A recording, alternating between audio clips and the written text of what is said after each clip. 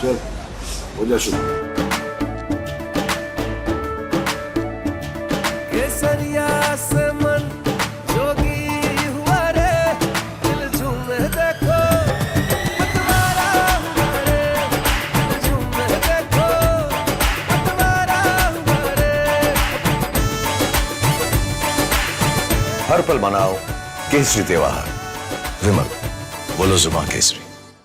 जिनकी बाजुओं में ताकत होती है वही खंबे पे चढ़ पाते हैं। अगर इन नौजवानों को दौड़ने का मौका मिल जाए, नौकरी करने का मौका मिल जाए, तो वो खंबे थोड़ी चढ़ेंगे, नौकरी करने जाएंगे। बताओ, ये नौकरी कैसी नौकरी दे दी फौज की इन्होंने। ये अग्निवीर जो नौकरी है 4 साल की, हम नौजवानों को कह करके जा रहे हैं कि हम कभी स्वीकार नहीं कर रहेंगे इस नौकरी को, और जब भी सरकार में आएंगे तो पहले जैसी नौकरी जो पक्की नौकरी होती थी, जिसमें वर्दी और पेंशन और सम्मान मिलता था, वही नौकरी करने का काम करेंगे।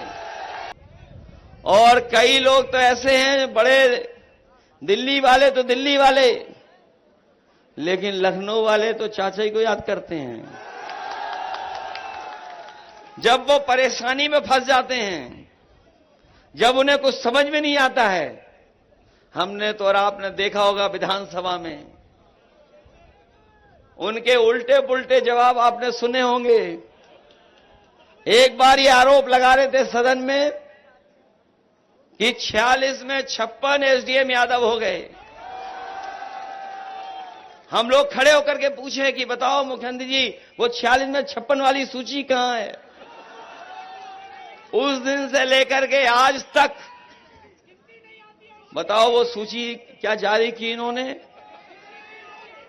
क्या जारी कर पाए वो। और फिर कहां चले जाते हैं वो, फिर वो चाचा को ढूंढते हैं। उनका आपने वो योगा वाला भी देख लिया होगा, कहते थे 4 बजे सो के उठ जाते हैं। जो व्यक्ति 4 बजे सो के उठता हो और जब योगा करने के लिए कैमरा टीवी लगाओ, तो बताओ एक टांग पे नहीं खड़ा हो पाता हो। और किसने कहा था कि एक टांग पे खड़े हो। लोम अलोम कर लेते तो नहीं पकड़े जाते। बताओ पकड़े गए कि नहीं पकड़े गए। ये बहुत अलग तरह के लोग हैं। अब इनकी नजर संविधान पर पड़ी है, संविधान को बदलने की। लेकिन जनता ने भी मन बना लिया है कि जो संविधान बदलने की बात करेंगे, उन्हें वो सरकार से बदल देंगे। जो लोग डबल इंजन वाले थे, बड़ी बड़ी होर्डिंग लगा रहे थे डबल इंजन की, ये जो डबल इंजन वाले लोग हैं, होर्डिंग देखना बड़े बड़े शहरों में लग गई होंगी। होर्डिंग लगी है, बड़ी बड़ी होर्डिंग लगी थी। बरेली में देखा, और जगह देखा, हो सकता बदायूं में भी लगी हो। जो डबल इंजन वाले थे, उनका एक इंजन पहले से ही गायब है, केवल एक इंजन बचा है। उसको बदायूं वाले वोट डाल करके हटा देंगे। ये संविधान बदलना चाहते हैं, और न केवल संविधान, बल्कि हमारे नौजवान में देख रहा था, जिनकी बाजुओं में ताकत होती है वही खंबे पे चढ़ पाते हैं। अगर इन नौजवानों को दौड़ने का मौका मिल जाए, नौकरी करने का मौका मिल जाए, तो वो खंबे थोड़ी चढ़ेंगे, नौकरी करने जाएंगे। बताओ, ये नौकरी कैसी नौकरी दे दी फौज की इन्होंने। ये अग्निवीर जो नौकरी है 4 साल की, हम नौजवानों को कह करके जा रहे हैं कि हम कभी स्वीकार नहीं कर रहेंगे इस नौकरी को, और जब भी सरकार में आएंगे तो पहले जैसी नौकरी जो पक्की नौकरी होती थी, जिसमें वर्दी और पेंशन और सम्मान मिलता था, वही नौकरी करने का काम करेंगे। ये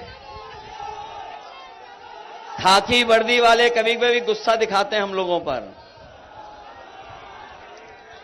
ये खाकी वर्दी वाले भी कभी कभी गुस्सा दिखाते हैं। ये लोग भी समझ लें कि बीजेपी अगर दोबारा सरकार में आ गई तो इनकी 3 साल की नौकरी हो जाएगी। ये सोचते हैं ये कैसे हो जाएगा। कभी कभी पत्रकार साथी पूछते हैं ये कैसे हो जाएगा। मैं उनसे पूछता हूं, बताओ आपको पता था कि फौज की 4 साल की नौकरी हो जाएगी? क्या आपको पता था आधी रात आकर के नोट बंद हो जाएंगे? क्या आपको पता था? तो सोच लीजिए आप लोग भी कि फौज की 4 साल की नौकरी और हमारे खाकी पहनने वाले भाई लोगों की 3 साल की नौकरी। ये जो सरकारी विभागों में आउटसोर्स की नौकरी है, क्या ये आधी अधूरी नौकरी नहीं है क्या?